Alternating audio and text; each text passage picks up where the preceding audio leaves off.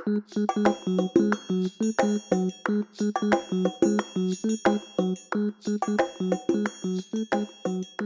a todos. Welcome to conNEXTions, our interview series on behalf of BeyondLatinX, where we have conversations with Latino, Latina, Latinx, Latine artists and creatives about their work and representation of Latinx heritage in media and entertainment. Today, we're fortunate to be joined by comic creator and writer Julio Anta. Julio is a writer based in New York City, raised in Miami in a Cuban and Colombian family. His writing focuses on the intersection of Latinx identity and American life. So hola, Julio. Thank you so much for being here with us today. Hola, Mario. Thank you for having me. Great. So I should say that we met initially at New York Comic Con this year, and it feels like this is probably going to be an extension of part of the conversation that was happening at that panel. And when we're thinking about identity and representation, what are some of your early memories of Latinx characters or stories that you think shaped how you saw Latinx heritage being portrayed in America? It's tough. I mean, I grew up in Miami, like you mentioned. So, a big part of my upbringing was watching, novelas with my grandmother, which obviously in hindsight, when we look back on that, not really a very diverse representation of Latin America. But I grew up watching that and anime really as a kid, so my first exposure to Spanish language cartoons and that sort of thing was these Dragon Ball Z VHS tapes that my uncle would send me from Colombia. And it was one of those things where weirdly you associate certain characters. I always just associated Vegeta with being a Latino, in a really weird way, probably short, but yeah. But really, I didn't really see any Latino characters, in any of the media that I consumed as a kid, really outside of that, telenovela space, with my grandmother. So, it's tough to really think back to the first time. Really the earliest thing that I can think about was when Miles Morales was introduced in the comics. And that was, I think it was just the 10-year anniversary. So really it wasn't that long ago, and for me growing up in Miami, where it's a minority majority community, mostly Cuban, but as I got older, it changed a lot of Venezuelans as well. But for me, growing up in that culture, growing up in a place where we spoke Spanish almost everywhere we went, it never struck me as odd, because I was just surrounded by my community and by that culture. So it was really leaving Miami, coming to New York, which also obviously very diverse place, but not as much of a monoculture the way that Miami is. And that's when I really it kind of started hitting me that my experience growing up in Miami is not really the same experience that a lot of Latinos have growing up throughout the United States. Yeah. So where would you say your initial, introduction or interest in comics came from? I think it really came right out of those anime VHSs. I discovered this Japanese anime store in Miami. If anyone's familiar with Miami, it was right across the street from FIU. This place called Anime Hurricane, and I went there because my friend was like, "Oh, there's this anime store. You should go. They have all of these episodes that are fan subbed and that are way ahead of where we are here." And I went there, and they also had an American comic section. It was like a regular comic shop, but with a big anime focus. And if I remember correctly, it was around the time that Civil War was happening in the comics. So that was really my first introduction, with the exception of back in the day, you could go to a drugstore, a gas station, and there'd be a spinner rack. I remember being really into the Archie Comics Sonic books. Yeah. They used to have the Sonic license, and I was really into those. But with the exception of that, which was just I don't know, a couple times a year, I'd pick up an issue. Really going into that store around the time that Civil War was happening was really my first introduction to what we know as direct market North American comics. Sure. And as you were pointing out, at that point in time, there still wouldn't have been other mainstream characters that we would maybe consider to be popular in the land of Latino or Latinx representation in those books. Yeah, it was definitely, there definitely had been some, there was White Tiger, but even today, like not many people know who that character is. Most of the other characters were relegated to being, the villains, or very stereotypical. So even then, yeah, I still didn't really see myself or the people around me in these comics. Yeah. So thinking then, I guess, to the inspiration then of your own work and thinking about Home, this year again, you debuted your first series, Home, with Image Comics. What was the motivation to tell that story, and what was your process like in creating those characters? Yeah. The direct inspiration was the zero tolerance family separation policy. This comic doesn't exist without that happening. Like a lot of people, this is spring of 2018 when that happens. Uh, at that point, we are, I guess, almost a year and a half into the Trump administration, and like a lot of people, it's an incredibly stressful time period where every day there's some new craziness happening. There's a new reason to be outraged. By then the Muslim ban had happened.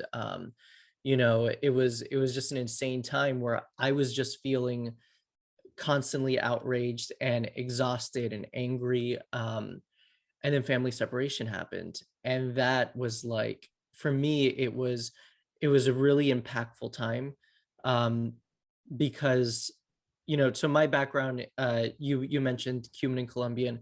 My father was a Cuban exile, came here as a 5-year-old, brought here by his parents.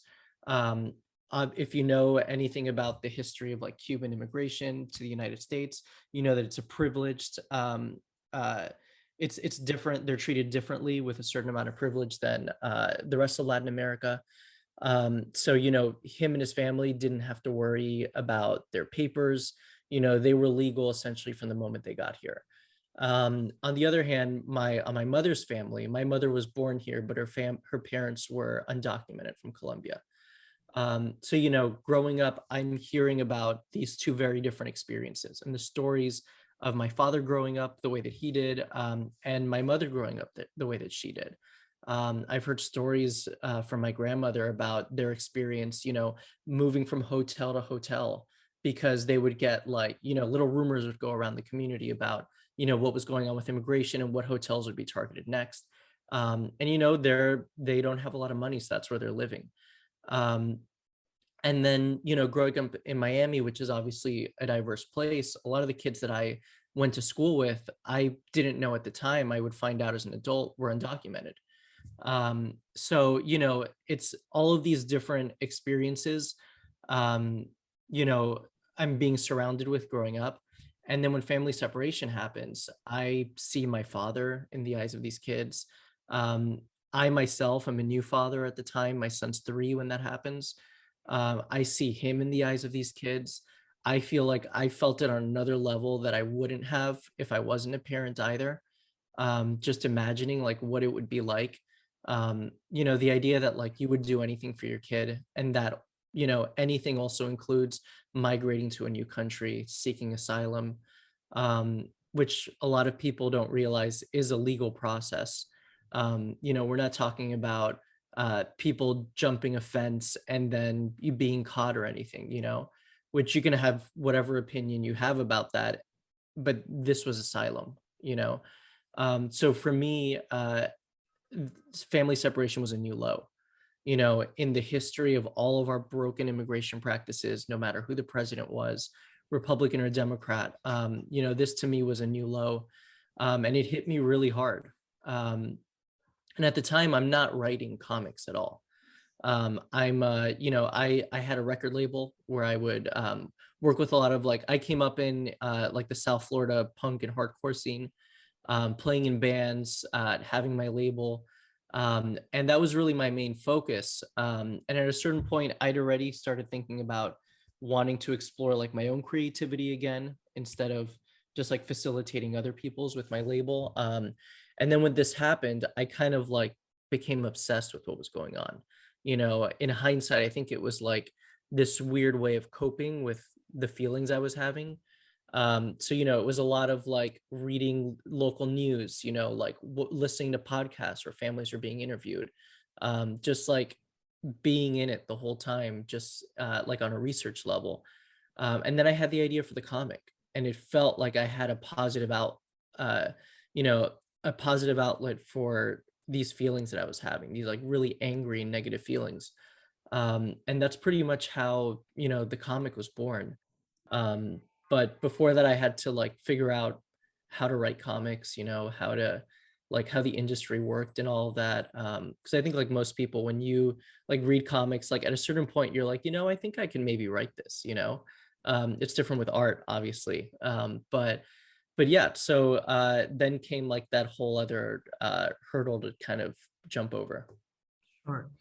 And you have obviously collaborators on this project. So you worked with Anna as your lead Mhm. artist, and then also you had variant covers by Jacoby Salcedo. And Yeah. so how did those relationships come about, or how did those collaborations kind of come to fruition?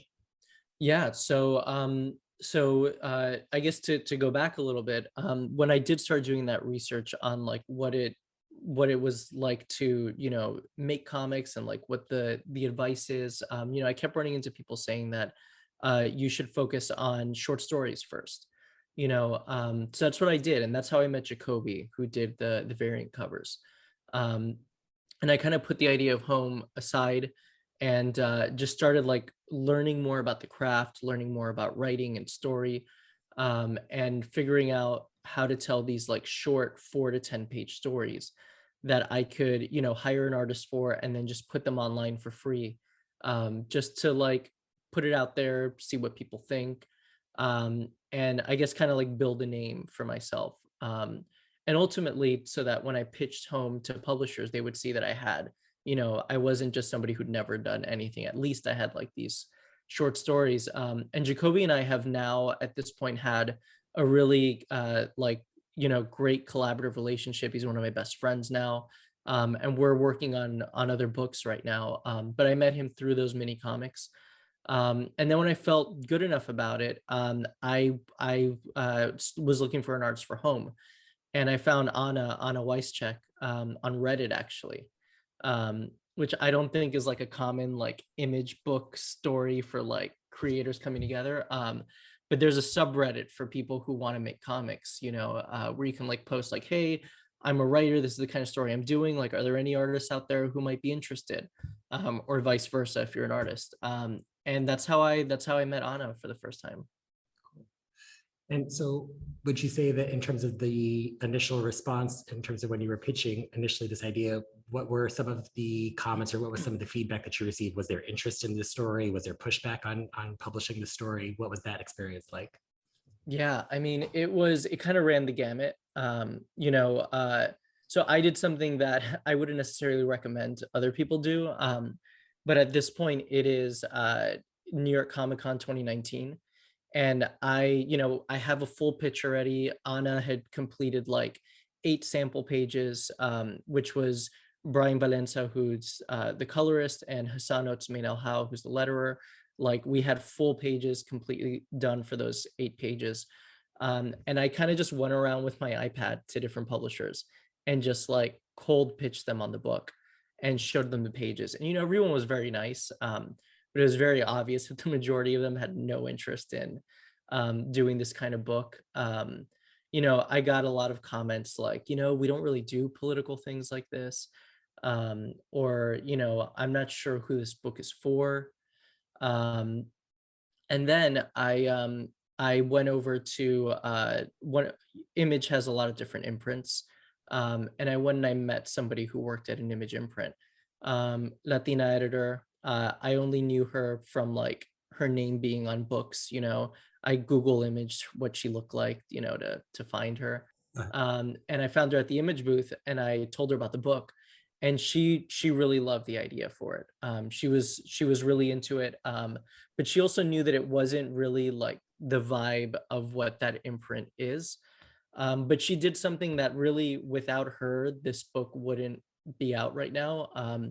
She put it in front of Eric Stevenson, who's the publisher at Image Proper, and kind of gave it her stamp of approval and told him like, you guys should look at this and potentially publish it. And that's essentially the story of how it ended up at Image. So yeah, without her, I don't know that this book would have made it through like the standard submission email at Image. Yeah, or it may have ended up in a pile for a little bit longer before it saw Yeah. the light of day. Yeah, I'm sure Yeah. it would have been out there, but just maybe it would have been a different process. Yeah. So you mentioned before that you have a background as a musician, and you did some writing, I think, for zines or a few other things Yeah. previously.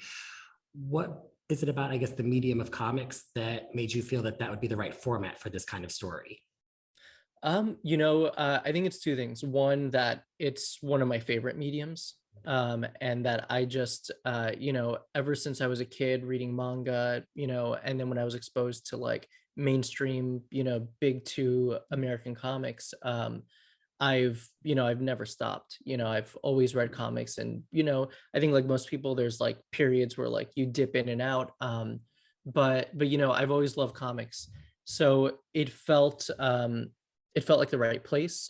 It's also obviously the barrier of entry is much lower in comics than it is in like film or TV, obviously, especially for someone like me who had never worked in the comics medium.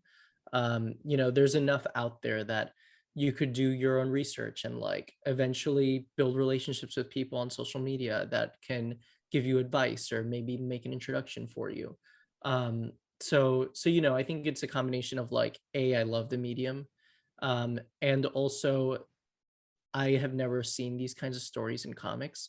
Even if we think about like the big two characters like Miles Morales, America Chavez, these are not, as much as I love those stories, these are not a story like Home. These are stories about, they follow this typical formula of what, a Marvel superhero origin story would be. So for me, I felt like there was this big gap that wasn't really being serviced or being filled, and also with just like Latino creators, because there's all sorts of Latinx creators doing amazing work right now in the medium. But like most media, film, TV, comics, whatever, it's totally underserved. It's totally disproportionate to population and the amount of media that we consume.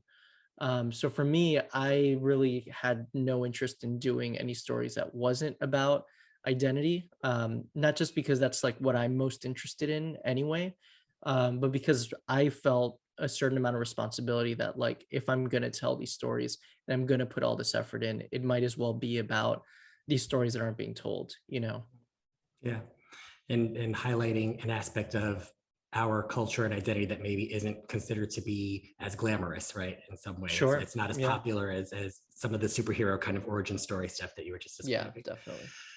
So now that Home is fully out in the world and the series has been completed, the trade is now available. What's it been like to hear feedback from readers and fans? What's that experience been like for you? It's been great. I mean, it's been surreal and humbling. From the day that the first issue came out, I got so many messages, emails, DMs from people who were just like, who had been anticipating the book and who read it and were just like, there's people, I mean, so many people have told me that they've cried while reading it, that it's been an emotional experience for them, which, you know, to me is like one of the ultimate compliments, because it was an emotional experience for me writing it. You know, I mean, there were moments where I was literally in tears while writing the book, because I did so much research and so much of that research was put into the book. In issue 3 in particular, there's a conversation between Juan and his mother over the phone. It's their first time speaking since they were separated.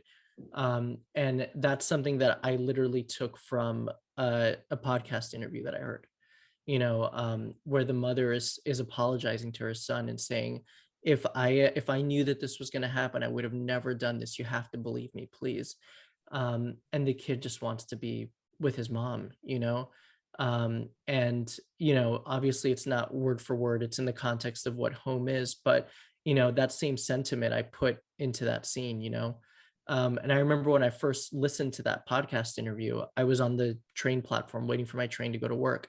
And I just couldn't help but just cry while listening to it, because I just thought about my son and, you know, how I would feel if he was taken from me.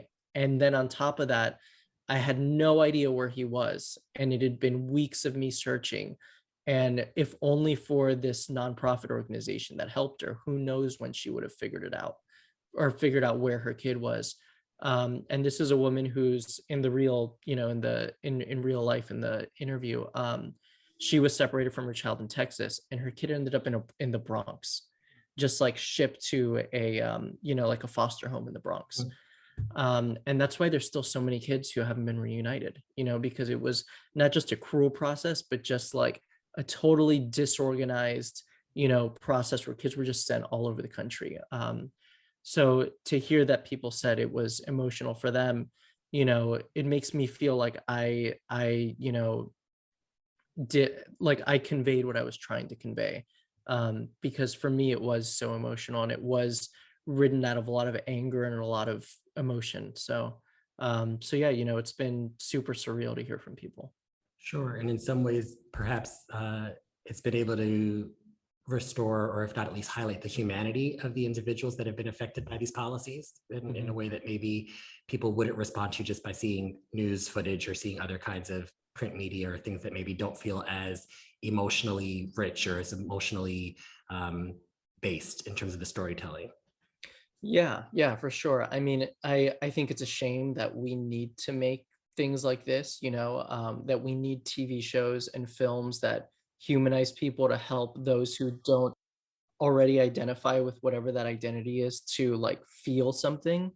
But that's unfortunately the world we live in. And that was part of what, I wrote this book for, to hopefully, like I said, it's a direct market comic, and there's so much lacking from Latinx creators and Latinx stories, that my hope was that I could reach some of these people who maybe either didn't pay attention to the news and maybe didn't know how bad it was.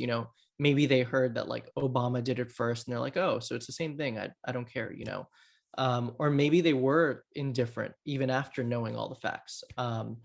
So, my hope was that maybe this book would help humanize the people affected by it. And, I hope it did. The cynical side of me says that those people wouldn't buy this book anyway. But, I hope that, even if one person saw it and maybe changed their mind, it's worth it. But a big part of it also is also just for people to see themselves in these books too. Yeah. Maybe even if someone hasn't gone out to purchase it just yet, it's at least opening up conversations, right? So For sure. maybe somebody saying, at least I'm willing to talk about this. Yeah. So let's talk a little bit about your story in COVID Chronicles. That's the anthology published by Graphic Mundi. Your story is Between Two Worlds. So what was your inspiration behind telling that story? And again, how did you come up with the concept and find collaborators for it? Yeah. So I did that story to answer your second question first. I did that story with Jacoby, who at that point we had done our first short story, which is The Price of Freedom, which was how, like, I just found them on Twitter, emailed him. We did that, and then we were like, let's just keep working together. So we had done that story, and we had started pitching, or we had already pitched and sold Frontera, which is a YA graphic novel that's coming out from HarperCollins in 2023. So we were already at work on that book. And then COVID hits and the lockdowns hit. And at this point, it is May 2020, I believe. So like we've already gotten past like the stage where like everyone is just staying at home and not leaving. And we're getting to that stage where people are exhausted by it and they're starting to go out and gather in parks. And we're seeing these two very disparate reactions to that in different parts of our city. So you one of the, I don't know, I mean, you might be familiar, other people might be also. This photo came out of I forget the name of the park, but on the Lower East Side, where hordes of people were just like, no social distancing. And again, at the time, like, we didn't know everything that we know now about COVID. and how like when you're outside, like, you know, it's not as common for people to catch it, etc. But at the time, you know, it's we're all seeing this and it looks insane to us, you know, to see all these like hordes of people like sunbathing and like hanging out like it's the Great Lawn on like a summer day, you know. And we see that, and we also see videos and images of cops handing out masks to people, encouraging people to wear them, which like great, that's how it should be done. Like if you ask me, that's what the police's job should be during, you know, this pandemic. um but then we also see videos in Harlem and uptown and the Heights of people who are outside with masks, distance from each other, just like getting abused by the police and being told to go back inside. um you know, so like during the same weekend I'm seeing this happening. And again, like, you can ask me about the inspiration for like any one of my books, and almost all of them will come from like me just being angry at something that I'm seeing. And that's where this story came from. You know, I think it's an 8-page story. Mhm. And we didn't do this for COVID Chronicles initially. We just made it, and kind of like in the spirit of my other mini comics, where it was just like, let's just make something and let's just put it out there. And then eventually COVID Chronicles was interested in it, so they published it. But this comic was made quicker than any comic I've ever made was done. I essentially, like, I was seeing this happening. It was a Sunday, and I was just texting with Jacoby because at that point, like, we've already built like this really like tight collaborative relationship. And I'm like, "Are you seeing this?" I'm like sending him links. And I'm like, "We should do. I think there's a story here. Like, I think we should do something with this." Um, and again, like to speak to like the nature of like an artist and a writer like truly collaborating in comics. You know, the in the story, if you read it, the top half of each page is one experience and the bottom half is the other experience. And it's kind of happening in real time as you read through it. That was his idea. So my initial idea was to have the two experiences, but not to have them in each page, and not to have them with the headlines. It would just be like, let's see what like this group of white friends' experience is, and then let's go to Spanish Harlem and let's see what the experience is of like these two Latinx kids. So like that's a testament to like the storytelling power that like we both have in these stories. And you know, I think we were done with the story within a week. Which, like, you know, we're sitting in lockdown, like we're not doing a lot anyway. But you know, to make 8 comic pages from conception to posting within a week is not, you know, like that's really quick. And we, you know, it respond like we got a great response from it when we posted it. Um, I think because it was something that a lot of people were seeing. They were seeing like that disparity. Um, and yeah, so that's how that came about. And then COVID Chronicles was interested, so they published it also. Yeah, and in some ways, again, as you were pointing out, that the inspiration sometimes is out of anger, but it sounds like it's also like this sense of responsibility to have to speak up about injustice or to speak up about conditions that seem unfair, unjust, etc. So it's anger, but also then a movement towards action as a result of the anger. Yeah, I think it's anger, and then like, is everyone else seeing this? Like, I'm not the crazy one here, right? Like, Sure. so you know, like that's why I think it was the showing each experience in like the half page was so impactful for people, and was like such a great idea from Jacoby because I think it really connected with people. Sure. And you mentioned that unique feature again, also that's present in the comic is the use of the news headlines, right, on each page. And so what, I guess, what influenced you to include that as another element of the story, as opposed to just telling the two experiences, but including the news headlines as well? Yeah, you know, this isn't like as an enlightened answer as my other ones. When Jacoby did the pages initially, he had a big gap in between. And I didn't like it, so I was like, why don't we just like get rid of that gap? Like we can just cut it and that's it. And then I started thinking about it, and I kept reading things like as that was happening.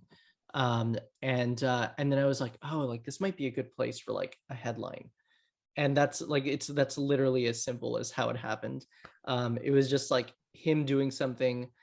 I wasn't into it, but then I was like, but maybe it's a good opportunity for this. And then, then it was really just like finding the right headlines that like corresponded. And the headlines aren't word for word. Some of them are like a sentence within, like I source it at the bottom, like New York Times, whatever. Some of them weren't actually headlines, they were like a sentence within the article. Um, but then it was just about trying to find the ones that corresponded the best with what the action that was happening on that Sure, page. sure. So it seems like both in home and then also in Between Two Worlds, there are these themes of um, physical and mental health and like who's protected, who isn't protected, safety and vulnerability, um, governmental response, social justice, et cetera. How do you think that those ideas maybe impact people differently? And this is, we talked about this a little bit already, but how do you think they impact people differently in the comic format than maybe other ways that they might be exposed to those same kinds of stories? Yeah, I mean, I think the pacing of comics potentially helps make the impact larger. Obviously, the reader is the one who paces a comic to a certain extent. The writer can pace it based off of like page turns and what the structure, like the story structure is. But really, no, the writer can't dictate how long I stay on one panel. And if it's a panel in a home issue right after Juan speaks to his mother, and he finds out that he's going to stay separated from his mother and he's crying, the reader will stay on that panel as long as they feel emotionally impacted by it. Um, so that's obviously non-existent in movies or TV. Maybe the closest is in a novel, but there isn't that like visual aspect to it. So I think when I think about like the themes that I'm trying to approach in my books, um, a lot of the reason why it's a comic and not something else is because we can have these images that are striking images, and readers can kind of sit with it as long as they need to before moving on. Sure. And I think more and more we're starting to see in terms of, again, conversation, graphic novels and comics also being introduced in the classroom as a way of being part of like learning materials, et cetera. Yeah. Have you thought at all about how your work might fit into those spaces, or is that something that you've been considering also in the creative process, or not necessarily? Yeah, definitely. It wasn't necessarily something I was considering when I was initially writing the book. Um, but ever since the first issue came out, I already heard about people using it in the classroom, like just the floppy single issue. And then very shortly after we released the first issue, I was contacted by this group called Reimagining Migration, about to find out if I had any interest in creating an educator guide for the book. So in the back of the trade, there's a 24-page educator guide that was created by this group, Reimagining Migration, and their team, that really digs in a lot deeper to the context that I couldn't get into completely in the book without it just being like exposition all over the place. So it digs into what exactly family separation was, how that was different from what the asylum seeking process was prior to zero tolerance. And then it has, for each issue, it has all sorts of discussion questions, and it's mostly tailored for a middle grade to YA audience. But I think it could be used by anyone who is interested in the book. So it's definitely something I keep in mind now for the things that I write, whether or not it can be used and how it can be used. But it really wasn't until the first person said like, "Hey, I used the first issue in my class," and until Reimagining Migration contacted me that I really started considering that. Sure. So another exciting project that you're a part of is the forthcoming Marvel Voices Comunidades. It's in their series of one-shots highlighting diverse communities and cultures and identities in the Marvel universe. So how did you become involved in that project? Were you approached? Did you approach them? How did that come about? So like a lot, I think a lot of big two editors, like part of their job is to like stay in the know of like what creator-owned comics are coming out, especially from a publisher like Image. So uh, I actually haven't told this story before, so I'll tell you. So Marvel Voices, like you mentioned, Comunidades is not the first book. There's been all sorts of different um, uh, books for different communities. So the original one, I believe, was for African American creators. There was a Pride one, a Women of Marvel one, and one for Indigenous creators. So I was seeing this happening, and I was like, I bet they're gonna do one for Latinx creators. So I essentially just like emailed my agent and I was like, hey, I looked at the like who the editors are on this book, on these books. It's always the same editor. Like, do you think we can reach out to that editor and just say, like, hey, if you guys do a Latinx one, like maybe you can consider him to write a story for it. And essentially like 6 months after my agent sent that email, they were like, hey, so you guys guessed correctly, we are going to do one. Right. Would Julio like to contribute a story to it? So so that's essentially how it happened. So I think having home out, and like the response that it got is probably did the most amount of work for me getting on this book. But I think also just like kind of seeing into the future a little bit and seeing like maybe they'll do something for our community too. So let's just like raise our hand and see what happens. Sure. So without giving anything away, the story that you've written features Miles Morales and Anya Corazon, so Hmm. Spider-Man and Spider-Girl, Yeah. respectively. And it includes some conversation about identity and how we frame cultural heritage, I guess, in our language. So what Yeah. about those particular characters made you feel like they'd be a good vehicle for that kind of a story? Yeah. I mean, I just love those characters. I mentioned Miles before. But around the same time, I believe maybe like a little bit after that Civil War came out and I was like introduced to Big Two Comics, Spider-Girl was introduced. And she was originally introduced as Aranya. And that's when those issues first started coming out. Marvel, I guess they kind of like rebooted the original Amazing Fantasy series that Spider-Man debuted. And they used it as like a mini series to introduce new characters. And I think like 5 or 6 of those issues introduced that Anya, which was Anya Corazon, and half Mexican, half Puerto Rican character. And she's kind of like caught on amongst like younger readers in the Spider-Man animated series, like a pretty recent Disney one. So like she has like a following, that I wasn't really expecting when they announced that I was doing her story. Like if you went on Twitter and searched like Spider Girl, there were people like, oh my gosh, she's finally doing something in the comics again, and she's finally being paired with Miles. Because they have a romance in the cartoon. But in the comics, they've like, with the exception of like the Spider-Verse and like those kinds of titles, they've never really interacted in like the comics format. So for me, it was really like, I love these two characters. Um, they said yes to Anya right away. It was actually like they sent me like a list of characters. They're like, oh, these are like all the Latin, it's like some of the Latinx characters you have to choose from. And Miles was not on that list. So for me, I was like, they're probably like saving him for like some big creator, like I just imagine that like, I don't know, I'm not gonna name names, but like, Sure. maybe like a larger Latinx creator that whose name we would recognize, like already had a Miles story. But I was just like, you know what? I would love to do like an Anya Miles like team up story. And they just said yes right away. So I was super excited about that. And then this was the first story that I pitched to them. I sent them 2 ideas. One of them is the one that we got to do for this. And I got to collaborate with Enid Balam, who is the artist in Reptile, which is a really cool Marvel miniseries that just wrapped up that my friend Terry Bloss writes. And yeah, the story is essentially it's 6 pages, and most of it is just a conversation. Um, and it's a conversation about the term Latinx.